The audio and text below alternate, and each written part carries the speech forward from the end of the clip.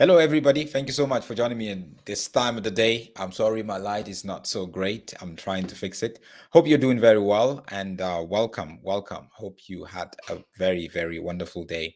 Please make sure you join us and make sure you subscribe to the YouTube channel Solomon's Temple and like the video, share the video, especially this very explosive interview that was conducted by Gigi Laman. Gigi Laman she has a podcast online. She's a South African hip hop artist, and she did an interview with Jay Israel's ex girlfriend. Now, before she did this interview with Jay Israel's ex girlfriend, about a month ago, she did an interview with Jay Israel. And that was afterwards, his ex girlfriend, Nicola Peters, came out and said some very explosive things. Now, I'm putting this out there just so you know that Jay Israel has not repented. He is still the same person. He's still doing the same thing. This happened in 2009, but he's still doing the same thing today. Not 2009, 2019, just about 2 years ago. 2019, this happened. He's still doing the same thing to women. Listen and watch this very explosive interview. And I don't want to say much. You guys just watch this explosive interview. This is an interview, again, credit to Gigi Laman of Point of View. She did this interview with Nicola Peters, who was one of Jay Israel's ex-girlfriend.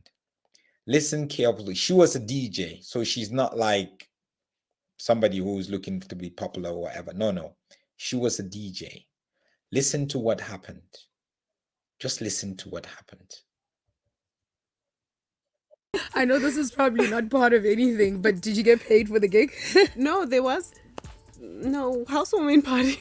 Okay. So it was just randomly going to DJ. You actually did DJ though. Yeah, I am Okay. a DJ. Was a DJ. I've basically put that behind me now. Like starting a new life, new way of life. So yeah, but I was a DJ for quite a few years. Yeah, and I'm glad you're saying that because some people would have actually thought you're here for clout. Maybe you're trying to get bookings, but you have put it behind you, and this means that this is a very genuine conversation we're going to have. So at this point, you get invited to the housewarming. So there actually wasn't. Well, I don't know if there was a housewarming party, but that's like what he brought to. Let me make it clear. So I'm starting this from where he had sent her a message, inbox her a message, want to know her and all that. She's a beautiful girl and all that kind of stuff. So they started talking. Then he invited her to this housewarming that was never there. So this is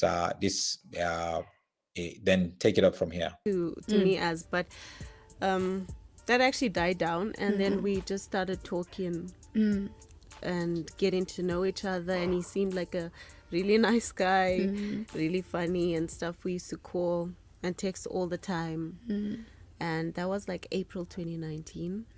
And in May 2019 is when I actually like met him face to face. We actually like went for dinner, and I met him for the first time. And even before I met him in person, we were already talking about, like, he was like, he's ready to get married, he wants kids, and that's what I've always wanted as well. So I was like, okay, we relate to each other. He's a man of God. He the church, you can't go wrong there. It's obviously a good thing. It's not like someone I found in the club or somewhere else. So I was like, this is going well. And so even before I met him and stuff, we were already talking about being in a relationship together. And it was just like when we met, that was like, okay, it's like official now. And he asked me officially, like, I really like you, I want to be with you. And that's how we started. Did you feel honored that he was asking you to be his girlfriend? I mean, now you've seen the social media, you've seen this guy clearly has a following. To be honest, because I'm a DJ and stuff, I've been around that life. I was part of that life. I'm not the kind of person to ever be with someone because of who they are out there. I've been with people who are even like more famous than Jay and I've never been one to be seen around them, because with me it's about true love. Like, I love truly. I want to be with someone not because of what they have or who they are out there, but it's to me it's what like to me what matters is what's inside. Absolutely. And how we relate to each other. Yeah. And with Jay, in the beginning, like, we did relate to each other well. He was so funny, like, calm, peaceful. He just had that about him. So I was like, okay. Did you guys ever pray together? Funny enough, no. But he always did say that he's gonna pray for me. And in the beginning, he always used to say that meeting me was such a big blessing to him. And ever since I came into his life, he's been so lucky. And my happiness is his success. So, it's just like when you don't know anything and you don't suspect anything. And from the beginning, I think I was already like under some kind of spell, because things didn't make sense to me. Nothing made sense. Like, in the back of my mind at the time, it's like you think this isn't right, but you don't click. You don't see things for what they really are. So when he used to say all that to me, it's just like, oh, he loves me. He loves me. Okay, he's gonna pray about me. Yeah, exactly. And did he ever gift you? Like, what were his, what do they call it, love languages? Now, in the relationship you're inside, like, To be honest, I can say the most, like, in terms of gift-wise or money-wise, I think the most I got or did with Jay is, like, we went to, like, a dermatologist together, because, like, we wanted to sort out our skin and stuff. I think the bill was like 16,000 rand, and that's like the most he's ever like done for me, to say like, this is, doing this with you. But to say shopping sprees or anything like that, no. But I also wasn't looking for any of that. Now, at this time, did he already have a position in the church? And, were there conversations about you becoming, we call it mamfundis, like the what? Like the the mom woman of the God. church? Yes, mommy, the Yeah. mother, yes. Yeah, he actually did. We spoke about all that. And I was like, people are going to judge me. I'm a DJ. My tattoos all over. Girl. He was like, no, church is not like that. My people aren't going to judge you. It doesn't matter. All that doesn't matter. But like 2 weeks after that, like, the script changed a lot. It was like, at the time he was under Elf Lukau, and that was his mom and dad. And he didn't tell them about me, like, say my name, but like on the phone he was telling them, like, I met a girl, and I want to get married to her and stuff. But the script changed because he was like, I need to stop DJing, I need to, like, go and get my tattoos removed. Everything needed to change. And there's been so many other men to come to me and be like, marry me and I'll give you the world. And I was always like, no, keep that. I want my career. Like, if you can't accept my career, I don't want to just come and be your housewife or something. So I don't understand, like, why I said yes to him for everything. But yeah, I was like willing to quit DJing and do anything. But like you're saying, it becomes almost like a spell, right? Yeah. Were they, like, what were some of the things that were out of character that you found yourself doing in the relationship? I mean, out of character where you're just like, no man, I wouldn't do this for my friend. I wouldn't, like, what am I doing? I think that was the most shocking thing. For me to say, like, I'm gonna leave DJing, because at the time, like, that was my life, and that's what I was so passionate about, and I loved it. So for me, that was, like, really out of character.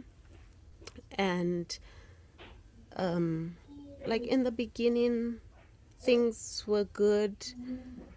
He moved into my apartment because at the time his moved house into was her already, apartment. like, being renovated and stuff. Prophet, So obviously, back being to in a God, relationship, I'm like, oh, don't back to apartment stay of at a the lady. hotel. You can come and move in with me. And when now it became our house, when it's ready, we're gonna move into there and stuff like that. And like when he moved in, there were a lot of oils and sprays and things that came as well. And like me thinking, anointing oils, this is what he uses to pray with. I was like, okay, sure, like put his oils there. And All right. and like so much things happened after that. There was a time where we were getting into it. We were like in the lounge, and he turned off the lights, like the lights were off and stuff. And like I was laying down and stuff, and then I noticed he got up and he went to get something. I didn't even see what. I didn't see what he was holding. I just felt him like wipe me. And then I was like, why is he wiping me? Is this before or after the deed? This is not after.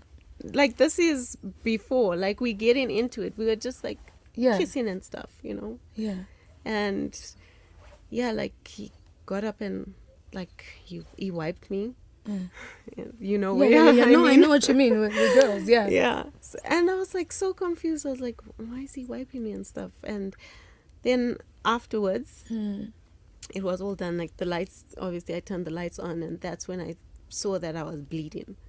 It wasn't that time of the month. It wasn't her period when something she that was normally bleeding. happens. Maybe if I bled after, you can be like, okay, After he had sex sometimes, with her. things like that happen. Listen, guys, But no, it was like I was you're still doing that. bleeding before anything.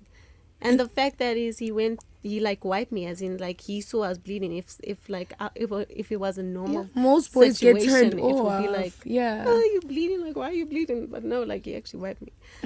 And I didn't even see what he wiped me with. Or in the moment, like after I saw that I was bleeding, I was panicked. I was freaked out. I didn't even bother to look and see like where's the towel that he wiped me with, or where's anything. I was like, what's going on? And he was acting so worried. He was like, this is not a good sign. This is a bad sign. And I'm like, bad sign? What do you mean? He's like, no, somebody's doing something to you. And I was like, what do you mean? And so he was like, who's your ex before me? I took my phone, I showed him a picture. Oh, Nkosi yami, ex. He was like, I'm going to go into the bedroom and I'm going to pray about this. Not me finding out later on when he took my phone to do all that, he also hacked my phone. He like, hacked it her wasn't phone. just spiritual things. It Yeah. was like a lot of many different. You see forms what of I've been telling you witches. guys, what he does with Be in mind Prophex. that this was like 2 or 3 weeks into a relationship. He like hacked my phone. What? And I'm not like a cheating kind of person. I Yeah. hardly even talk to many men. I was like, why would he need to hack your my phone and do things So what like was that? he looking for? Like, was he looking for proof that you're like cheating? Was he just wanting to have At the surveillance time, over your like, life? for a while, I didn't even know my phone was hacked. My phone started doing like weird things, like opening messages by itself. Like there was a time I was holding my phone, and like when you open a message, Yeah, and then it starts. and then the blue goes off. Yes, but then yes, you yes. can say like unread. And read, yeah. But then it like if you sent me 3 messages and I didn't open it, it would be like the blue with like 3. Yes. And then if I say like mark as unread, then it will just be a blue dot. It won't be like 3 messages or whatever. So my phone was doing that a lot. And I've never had my phone hacked, so Yeah. I didn't know what was going on in that sense as well. But after that happened, things started getting very strange. And I started feeling very weird. I don't eat meat. I gave up eating meat because I love animals. Like I gave up eating meats when I was around like 12 or so, 12, 13. I'd never wanted meat since then.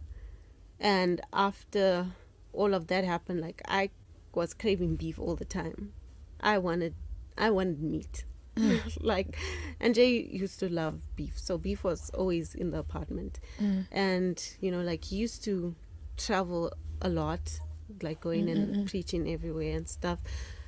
So there were times like I would be alone, and then it's like I'm craving this meat, and I'm fighting it. It's like, why are you craving meat? Like, no, you're not gonna eat this cow. You're not gonna eat this dead cow. I remember getting the steak out. Dead cow, And dead cow, I was dead cow. I was literally there, like I cut it, and I was just like don't do it, Don't like do what? it. Like don't do it, and I'm like and then I ate Oh. it, and it's like I felt so bad. I didn't tell anyone. I didn't tell my friends. I was like, how do you go around preaching you dare love you. animals, don't eat animals, and here you are eating our steak. So like I didn't tell anyone about that. But days later when and I didn't tell Jay anything about that. But days later when Jay came back in town, we went to a restaurant and a waiter came and told us the specials and stuff, and they were meat. So I said to the waiter, like, I don't eat meat.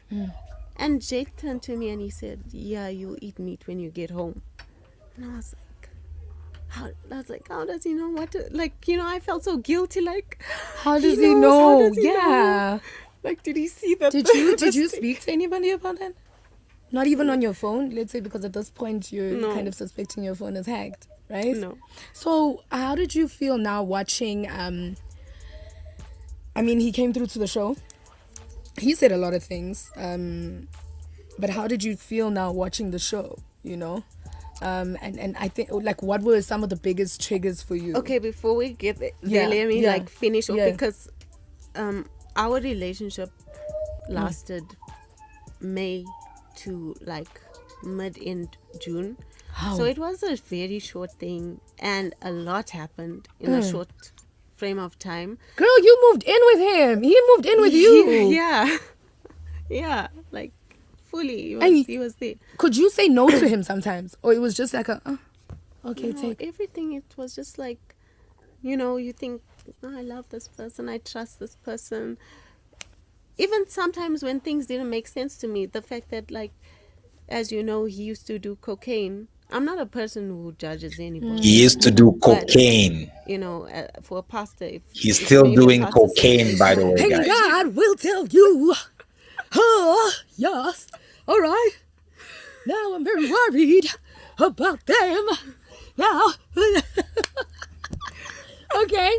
So he used to have a habit. Yeah, Yeah. he always used to do his cocaine, and I'm like, oh, okay, if that's how you cope with life, okay, I can't judge you. I'm no one to judge you. So, okay. And then there were many other things that didn't make sense to me. But like I was saying, like after that incident happened, a lot of stuff felt strange. I felt like a weird energy around me all the time. I felt like I was uneasy. I felt like I was being watched all the time. I felt like just like scared, and I kept having dreams of snakes all the time, constantly, like I would wake up in a panic, and Lots of snakes. yeah, just like all these kinds of different snakes. Sometimes it was snakes in a tank that were like in water, and I'm like looking at them, and like they're trying to attack me. And then a lot of the time it was like I'm trying to save, I don't know why, but I used to dream of saving puppies. Like these puppies were being sacrificed to these snakes, and I'm there like saving these puppies, like no. And like weird dreams of snakes all the time. And I didn't tell Jay this for a while. So there was a time I went to Durban and surprised him. Like it wasn't a surprise because he knew on my phone, because I kept saying to my Wow. friend, like, I'm going to Durban, I'm going to surprise him. But like he acted surprised, and then I pitched up in Durban. I was there with him for a while, like a few days, and like we had an argument. Like things started getting bad between us. We would argue a lot and fight a lot, And you wouldn't understand why. Like, yeah. where is this coming from? and he was hardly around, so he was always gone and stuff. So, but you just think that's like relationship kind of things, but like he changed a lot also, like towards me. I could feel that he was different. So yeah, we were arguing and stuff a lot, and yeah, something happened in Durban. Oh yeah, also when I got back from Durban, I had like business plans that a friend of mine from UK was in town, and he was interested in it. Like, we met up with the lawyer, the contracts were getting signed, he was on Inside. board. And then after that, I went back to Durban with Jay, and we were talking about it. So I told him, like, I was like so excited. I was like, he's investing, he's going to invest. We met up with the lawyer, drew up the contracts. Jay was just like, he just looked at me and he was like, yeah, I prayed about it, I don't think that's going to happen. And he, like, this guy is not serious, he's not gonna invest. And I'm like, what are you talking about? Like, it's already, like, the lawyers drawing up the contract, it's already done. He was like, no. And as he said, like, that person just went quiet, like, didn't speak to me again. I was actually left with the lawyer's bill and everything to pay off. So yeah, it's just like so many things. And then eventually I did tell Jay about the dreams of snakes and stuff, and how I've been feeling. Again, he was like, he acted like he didn't know. Like, oh, that's strange, I wonder why. What that could be. Yeah, he's like, I'll pray about it. That's what he used to tell me all the time. And when we were in Durban, like, we were talking, we sat and we were speaking, and then he brought up those oils, and he was like, because he had more of the oils at the hotel room. So he was like, you see these oils, they're really powerful. He was like, don't ever touch, like, the oils and stuff, especially if you're on your period and stuff. So I was like, okay, they're holy, obviously I'm not gonna touch them. And then he was saying that if he teaches me how to pray with these oils, that I can start prophesying and doing miracles. And then there's certain oils where if you use these oils and you pray with these oils, like, you can get people to do what you want. You can control and manipulate So me them. as Gigi, I can make people faint at the concerts. Hey! All right. There's you, Gigi, like, I prophesy. I can see this. I can Somebody see in the stadium. Your heart is heavy. So, like, things like that he used to tell me. Like, obviously I used to be like, this is so weird. These oils are so powerful. Like, but not realizing that. And I don't know why he was telling me these things. I don't know if he felt comfortable. I don't know if he wanted us to work together. I don't know if he, like, the plan was, she's going to eventually kill herself anyway. So whatever I tell her, it's never going to get out. And why I say that is because on that note, did you feel like killing yourself a lot? yeah, it got really bad to a point where I can't even explain it and express it, but it's like I felt so heavy, and I even thought I was pregnant, because, like, the cravings, the way I was feeling, the pains in my body, like, I even thought, like, am I pregnant? Like, this is so weird. I wasn't pregnant. And like, it got to a point where, especially towards the end, that I was hearing voices in my head, and the voices, like, literally kept telling me, like, you don't deserve to live, like, just kill yourself, like, life is too painful. I felt like life was too much. Like, everything you've ever been through in life hits you like a ton of bricks. Like, the pain you felt there, the guilt you felt there, anything you've ever felt, it just hits you. You feel like there's no going back, like you shouldn't be alive. And for like two weeks it got really bad, and the dreams also got worse and stuff. And like, I didn't even know what to think and what to do. And there was one morning, it was a Saturday, I remember. I woke up and I got ready, and I went out driving, like driving nowhere. I was just going and sitting in um, many like different parking lots around and listening to the, the most saddening songs. And I couldn't stop crying. I couldn't stop crying. And all I wanted to do, because I even drove to Santon. I used to live in Four Ways at the time. I drove to Santon, and then now that it was late at night, like 9 o'clock, I was like out from the morning just driving around and doing this. And then 9 o'clock at night, I was like, let me go home. On William Nickel, all I saw, like I just wanted to put my foot full force on the accelerator, hit into a tree. I kept seeing trees, along on the road, and it's like hit into that tree or just go through there or just do something. And I kept fighting, like I just kept fighting, and then I finally got home. And before I even walked inside, I'm sorry. Yeah, Before no, I this even is hard walked for me. inside. Can I please just? This is hard for me. Before I even walked inside, like again, I was just crying, and I got inside. I drank all the alcohol I could find, and I don't drink alcohol, so like that also, like I was drunk. I went from 0 to 100. I got like super wasted, and I started cutting myself, like all year, like these cuts all day. I started cutting I can myself, see them, yeah. and I messaged my friend who was my neighbor, and I said to her, like, don't be scared, but please come here. I need you to come here, because I've cut myself before, a long time ago when I was like a teenager.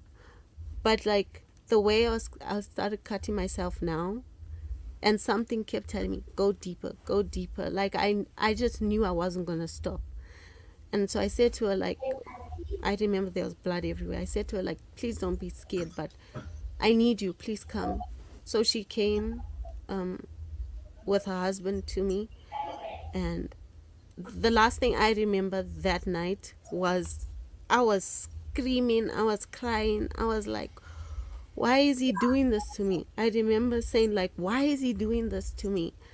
And I was vomiting everywhere, and I passed out. The next thing I remember was in the morning when I woke up in bed, I called that same friend, and she's literally the only one who can ever say she witnessed this, Yeah. because I said to her, like, don't think I'm crazy, because when I woke up, I felt light. I felt happy. I felt peaceful. When she walked into my room, I was like, I feel so happy. And I said to her, like, don't think I'm crazy, but like I want to go to church. Like I want to get baptized. Like I know that night, I know that's when God like found me. Yeah. I know that night is the night that like finally like I can say God saved me, because I don't know what else saved me. There's nothing Yeah. else that saved me. And how I felt the next morning and after that. And basically after that happened, I also found out Jay was cheating on me. So that was the end of our relationship. And there's more to come, guys. I'm going to bring you a part two of this interview so we can analyze it. You see, some people would say this is Jay's past. This is not Jay's past. Jay is still doing the same thing over and over again to women, sleeping with them and wiping them and taking the blood. That's what Jay is. He's a scam, start to finish. This interview was conducted 5 days ago. Again, I say it, that same girl who interviewed this ex-girlfriend of Jay interviewed Jay 3 weeks ago. Let me say something, guys. This is the first time that Jay's ex-girlfriend is coming out to speak. There's so many ex-girlfriends. Like, he normally has so many girlfriends at the same time. It's coming out to speak. Now here, and Jay has not stopped, people. He's still doing it right now. He's still on drugs. He's still going around sleeping with women. He's still doing some sort of evil covenant when he sleeps with women for himself. That's what Jay is doing. A lot of you guys who have followed me over the last few years, listening to this girl's interview, you would hear and understand and know that Jay has done so many things. And you can confirm that so many things that I had said actually is true. Hacking the phones of people that he is with, church members, leaders in his church, his girlfriends, hacking their phone. That's how evil the guy is. Anything to get on you. He isn't there. He's there to destroy you. He's not there because he loves you, because he wants to show you Jesus. No. Wait for the part 2, guys. Please share this video. Make sure you subscribe. God bless you. I'll see you again in a bit.